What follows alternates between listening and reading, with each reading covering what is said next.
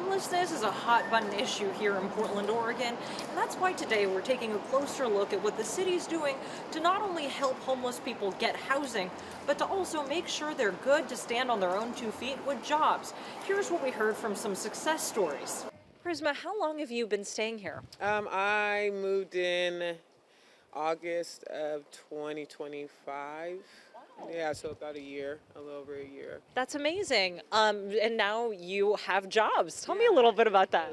Well, I started, when I got here, I started volunteering at a church, Straightway Services, and then started doing some of the job trainings that they had here. So I got my flagging certificate.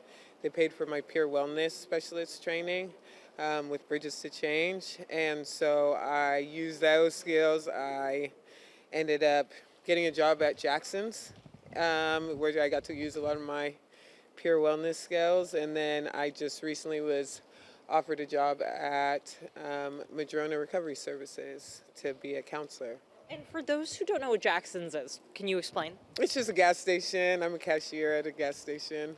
That's awesome. And now you'll be a wellness counselor. Yeah. Tell us about that. Yeah, well, I'll be able to, I'm going to be helping youth in recovery. It's an inpatient treatment center, and so I'm just waiting on the training. That's amazing. What helped you in the job training here? Definitely just the support of my care coordinators and Urban Alchemy. They've been definitely advocates for me. They've paid for a lot of my trainings or just continuously showed up to let me know about new things coming, and they're really on my side here. That's awesome. If you don't mind me asking, how long were you homeless before you got a spot here? I was homeless pretty much the beginning of COVID. I was dealing with addiction and mental health stuff, and then finally decided enough was enough, and started my recovery with, like I said, with my church, and then was able to enter here and continue on a good path. That's awesome. Anything you want to add about your journey at all? I just want to let people that are both houseless and just out in the community know that everybody has a story. Not everybody that you see that's outside is just on drugs and doesn't want better for themselves. And if they really just stay focused and keep their eyes on the prize, that they can succeed. Yeah, and you speak to an important point, because there is a negative stereotype that people don't want the help. Yeah. But you have shown yourself that you not only want the help, but you take it and you run with it. Yeah, definitely. A lot of times people just need that first step. And I know for myself, I just needed a helping hand, and Urban Alchemy definitely gave that to me. We also learned about some of the nuts and bolts of the Safe Rest Villages workforce development program. Here they are explained by the people who run the program. We have a number of people going out to services, like going to peer support specialist training, going out to flagger training, taking CDL truck driver's license training, that kind of thing. We have people that are connecting with other organizations that are learning how to be carpenters, that kind of thing. So at any one time, we probably have 30 to 40 residents interested in this program. Awesome. What kind of success stories have you seen from the program? Well, I've seen people get jobs. Some of our CDL drivers, truck drivers, have gotten jobs driving trucks. Their peer support specialist training, they've gotten jobs with mental health organizations in Portland. So it's been a blessing to see. That's great. Can you tell us a little bit about what are some of the struggles people who find themselves here are facing? There's an enormous amount of struggles. So it's really hard to really move up if you're on the streets. If you're living on the streets, it's a very chaotic environment. To get a job and stay stabilized on the streets is almost impossible.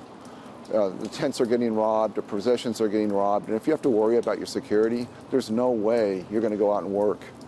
There's no way you're going to get a job and try to move back into an apartment. So people really need that kind of support to move up. And if you don't have that upward mobility, you see what we're seeing on the streets. You're seeing a large amount of people living out here.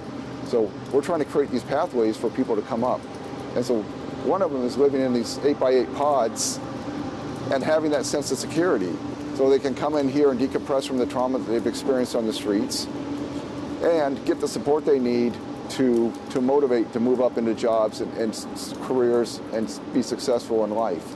So part of that is to give them opportunities to learn, to gain higher skill sets.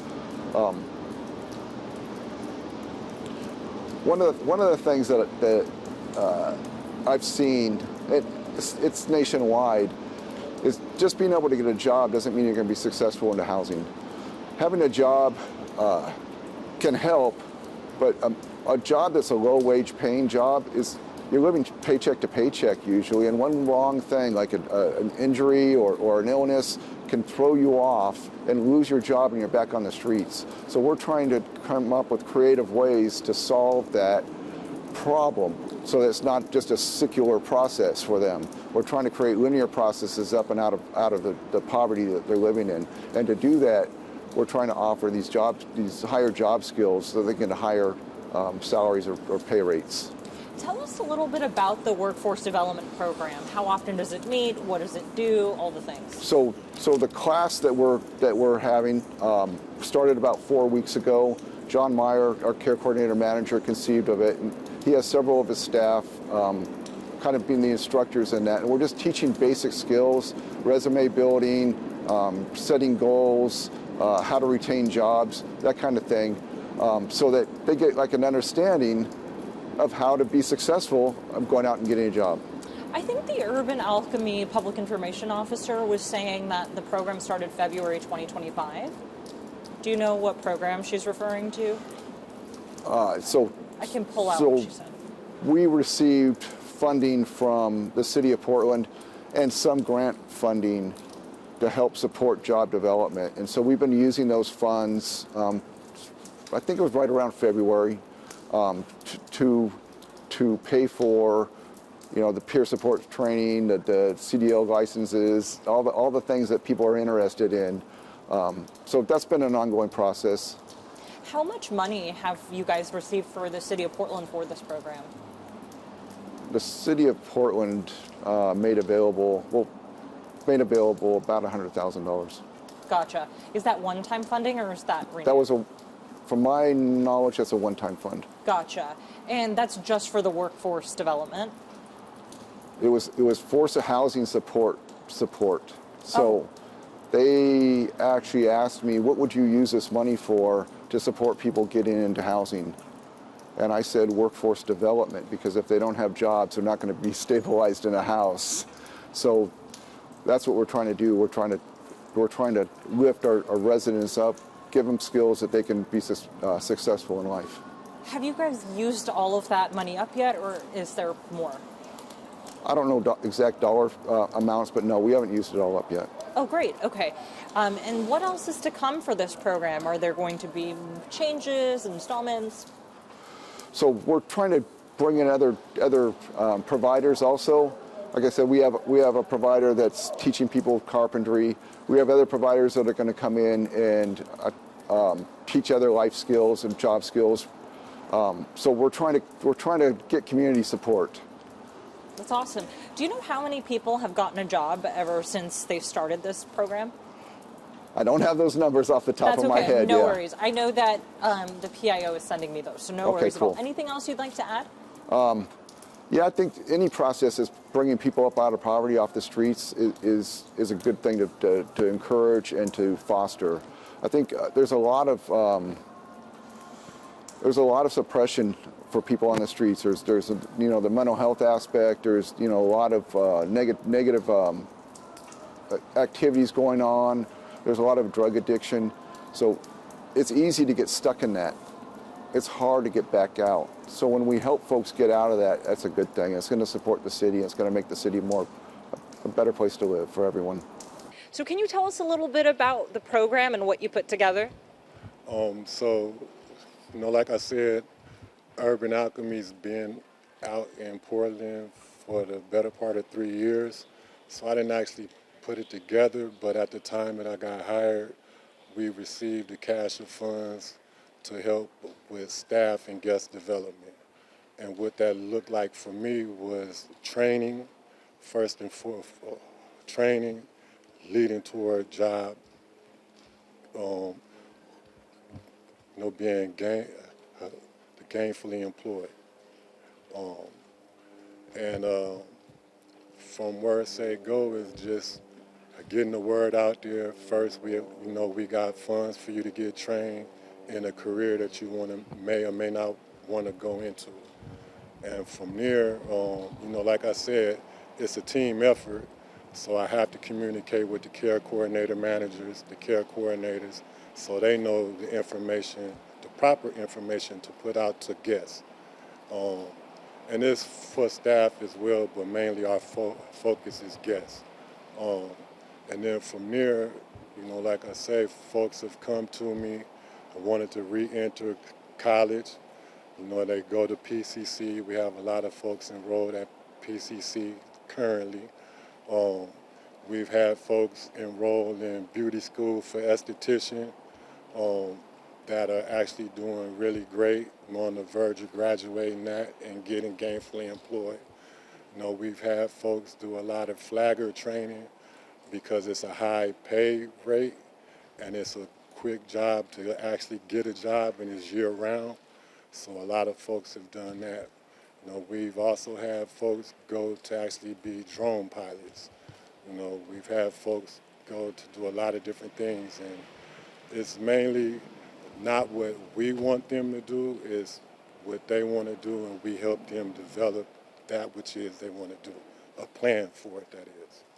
Have you seen this job program help people sort of graduate out of the Safe Rest Village and move out? Absolutely. We have folks, I won't name names because we haven't asked permission to name the names, but we've had folks move out of here. First off, do all the things that they needed to do to meet their milestones, become housing ready, get housing, come back and interview for a position and work for us. We have at least 10 folks in that area, of recent.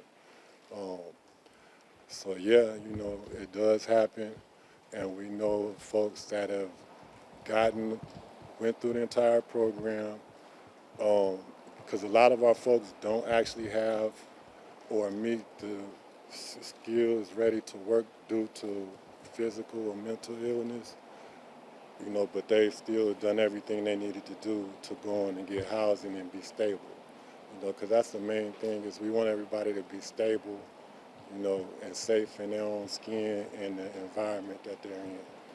Yeah. Anything else you want to add? No, except for that we could use more funding, especially for housing development, for our folks, because, we're still at max capacity and, it doesn't seem to be lessening. So funding will really help greatly.